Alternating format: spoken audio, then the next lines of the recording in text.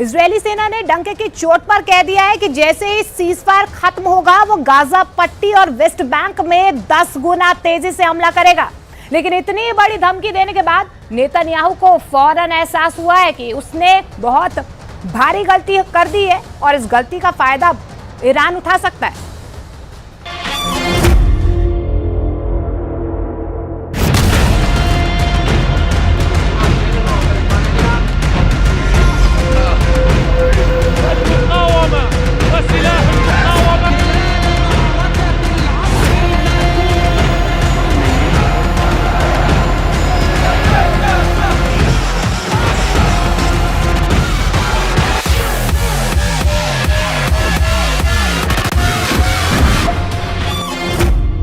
Israel को मिटा देंगे हमास और ईरान।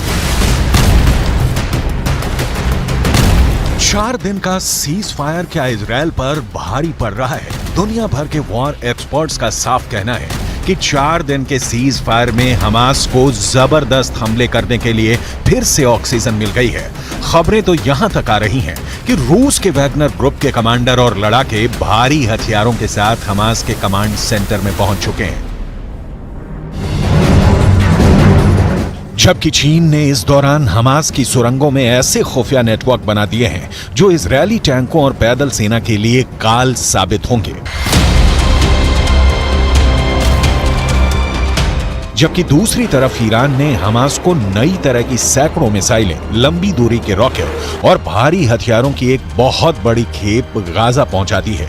दावा तो यहां तक किया गया है कि ईरान ने अरब और मुस्लिम देशों को साफ साफ कह दिया है कि हम सीज फायर की आड़ में इजरायल के खूनी गुनाहों को रत्ती भर माफ नहीं करेंगे और इजरायल पर 7 अक्टूबर जैसे दर्जनों भीषण हमले होंगे।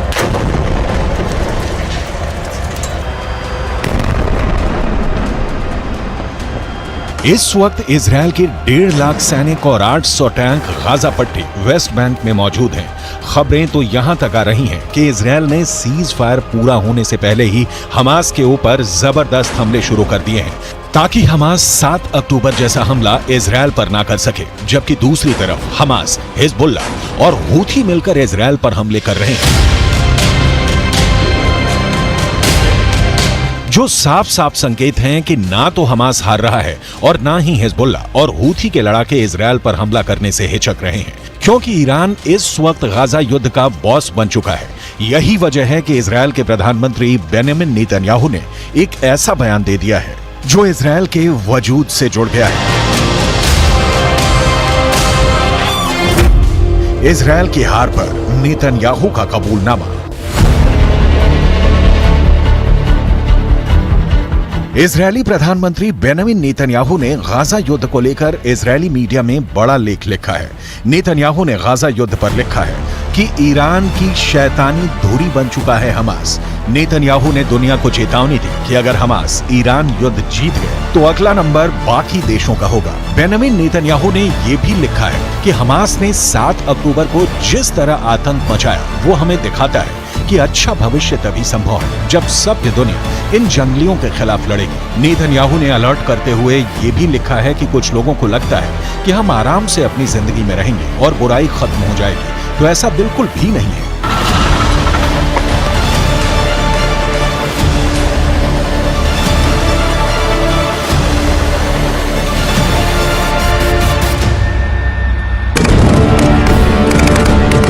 गाजा में अब तक 15,000 के करीब लोग मारे जा चुके हैं। इजरायली सेना और इजरायली सरकार दोनों ही इस वक्त भयंकर प्रेशर में है।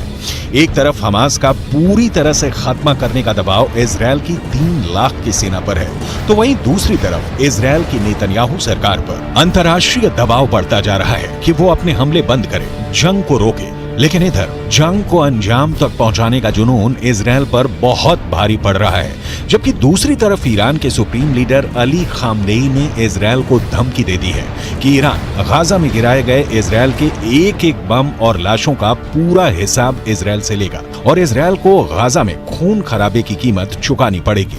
देखिए ईरान के सुप्रीम लीडर ने क्या कहा है। ईरानी सर्वोच्च नेता अली खामनेई ने एक्स पर एक पोस्ट में इजरायल को गाजा युद्ध पर चेतावनी दी है। अली खामनेई ने लिखा है कि गाजा पट्टी में आईडीएफ के हमले पर तगड़ा जवाब जरूर मिलेगा। खामनेई ने लिखा है कि गाजा में इजरायल की भीषण बमबारी उस करारी हार की भरपाई नहीं कर पाएगी जिस करारी हार का सामना इजरायल को 7 अक्टूबर को करना पड़ा था। ईरानी सर्वोच्च नेता अली खामनेई ने दावे के साथ लिखा है कि इजरायल अमेरिका के समर्थन के बिना कुछ भी नहीं है और कुछ ही दिनों में इजरायल चुप होने को मजबूर हो जाएगा। इजरायल की हार पर नेतन्याहू का कबूलनामा।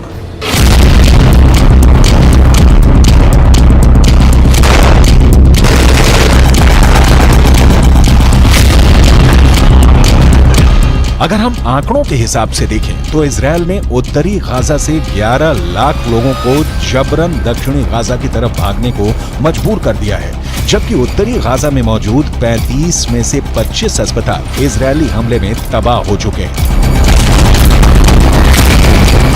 वहीं 44,000 के करीब उत्तरी गाजा की इमारतों को इजरायल ने मिसाइल और बम धमाकों से उड़ा दिया है, जबकि 2.25 लाख के करीब इमारतें अब रहने लायक नहीं बची हैं। लगभग 10,000 हमास लड़ाके अब तक इजरायली सेना मारने का दावा कर चुकी है, लेकिन जबरदस्त प्रेशर में 4 दिन का सीज फायर इजरायल की 1.5 महीने की मेहनत और जीत पर पानी फेर रही है। इसीलिए इजरायली सेना के टॉप कमांडरों ने कहना शुरू कर दिया है कि सीज फायर के दौरान इजरायली सेना भीषण हमले की जबरदस्त तैयारियां कर रही है। इजरायली सेना के प्रवक्ता रियर एडमिरल डैनियल हगारी ने साफ साफ कहा कि हम सीज फायर में हमास पर भीषण हमले की तैयारी में जुटे हैं। इजरायल को मिटा देंगे हमास और ईरान। במהלך ימי ההפוגה, צה"ל ישלים את ההיערכות ואת המוכנות לשלבי המלחמה הבאים. כוחות צה"ל מוכנים ודרוכים בכל הזירות. המדיניות שלנו ברורה. נפעל כנגד כל איום למדינת ישראל.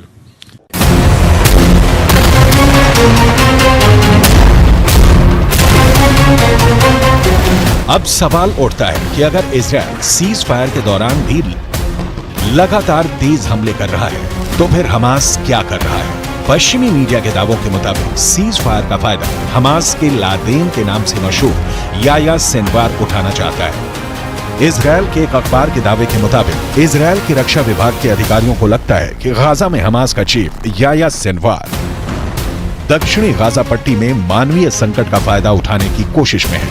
इस रणनीति के तहत खान यूनुस का लादेन कहा जाने वाला याया सिनवार इजरायली रक्षा बलों पर इतना अंतर्राष्ट्रीय दबाव डालना चाहता है कि आगे अपने अभियान को तेज न कर सके। खान यूनुस ही सिनवार का मुख्य कमांड सेंटर है। माना जा रहा है कि दबाव में इजरायली सेना अपेक्षाकृत सीमित ऑपरेशन के लिए तैयार हो सकती है, जिससे हमास को कोई खास नुकसान नहीं होगा। इजरायली अफसरों का मानना है कि सिनवार युद्ध विराम के बाद जमीनी अभियानों को फिर से शुरू करने में देरी कराने की योजना बनाने में जोर शोर से जुटा है। आप कुछ पॉइंट से समझ लीजिए। हमास का लादेन याया सिनवार उत्तरी गाजा के बजाय दक्षिणी गाजा को बचाने पर अब क्यों जोर दे रहा है। सीज फायर की वजह से खान यूनुस या राफा को निशाना बनाने की बजाय इजरायली सेना नुसैरत, अल बुरायज और दीर अल बलाह जैसे इलाकों पर ही सीमित हमले कर पा रही है। इजरायली सेना दक्षिणी गाजा के गैर मानवीय क्षेत्रों में सीमित अभियान चलाने को मजबूर हो रही है। इसका नुकसान आईडीएफ को ये हो रहा है कि हमास इजरायल के भीषण हमलों से बच रहा है और हमास का लादेन याया सिनवार एक बार फिर से दक्षिणी गाजा में हमास की सैन्य ताकत को मजबूत करने में जुटा है।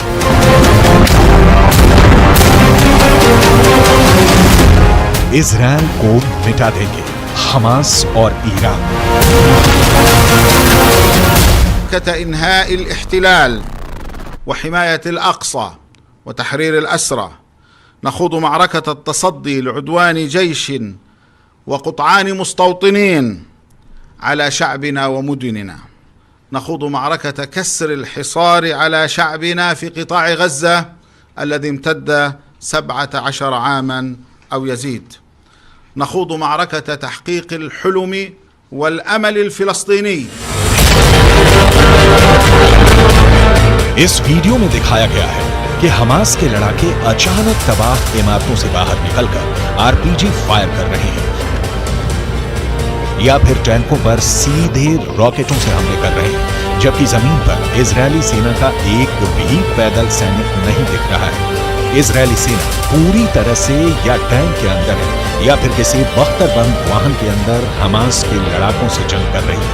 हमास के इस खुफिया युद्ध ने इजरायली सेना के पसीने छुड़ा दिए हैं। 4 दिन के सीज फायर के बाद जब दोबारा से इजरायली सेना गाजा शहर और उत्तरी गाजा के बेहद अंदरूनी हिस्सों पर हमला करेगी तो उस वक्त हमास और ज्यादा घातक हमले इजरायली सेना पर जरूर करेगा। लेकिन इजरायली सेना ये भी दावा कर रही है कि सीज फायर के बाद हमास का खात्मा पूरी तरह से हो जाएगा।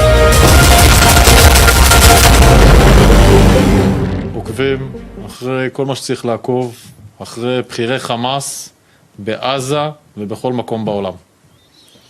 יש למלחמה הזאת מטרות מאוד מאוד ברורות, וצה"ל נערך לשלבים הבאים במלחמה, על מנת לפרק את חמאס, לסדר את הגבולות, שיהיו גבולות בטוחים, להמשיך במאמץ העליון, להשבת חטופים, להגיע להרתעה אזורית. वहीं हमास का दावा है कि इजरायल सेना युद्ध विराम को तोड़ रही है और हमास पर हमले कर रही है।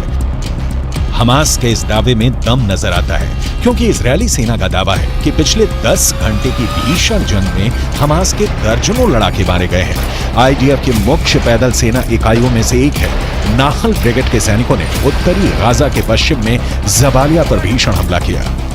जबालिया में आउटपोस्ट 17 पर आईडीएफ ने हमास लड़ाकों को मारकर कब्जा कर दिया है।